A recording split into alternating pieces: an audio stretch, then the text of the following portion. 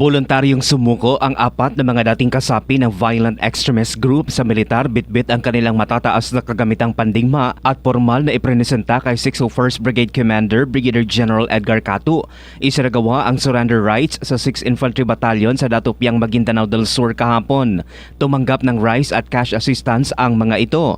Isinuko rin ng mga ito ang kanilang iba't ibang mga matataas na uri ng armas, kabilang ang isang M16 rifle, M1 Garand rifle, isang M203 grenade launcher at M79 grenade launcher. Sa kanyang mensahe, binigyang diin ni Catu ang ipinakitang katapangan ng apat na mga individual sa kanilang pagpasyang talikuran ang armadong pakikibaka at piliin ang landas ng kapayapaan. Hinikayat din niya ang iba pang natitirang kasapi ng armadong grupo na magbalik loob na upang maiwasan na ang kapahamakan na dulot ng maling ideolohiya. Samantala, pinuri ni Joint Task Force Central at 6th Infantry Division Commander Major General Jose Vladimir Cagara ang 601st Brigade at 6IB dahil sa kanilang masigasig at matagumpay na mga inisyatibang pangkapayapaan.